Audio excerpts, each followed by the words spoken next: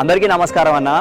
యాదాద్రి భువనగిరి జిల్లా అడ్డగూడూరు మండలం ధర్మారంలో నిన్న కప్పల వెంకన్న గారి ఎద్దు కాడెద్దు పొలం కాడ ట్రాన్స్ఫారంకి టచ్ అయ్యి చచ్చిపోయిందన్న, కరెంట్ షాక్ కొట్టి.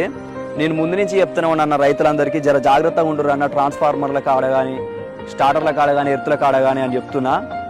నిజానికి మన ప్రమేయంతో సృష్టించిన ఈ కరెంట్లకు ఈ నోరులేని జీవాలను మనం బలి చేయొద్దు. కరెంటు డిపార్ట్మెంట్ అన్నలు కానీ రైతులు కానీ జర చాలా జాగ్రత్తగా ఉండాలి.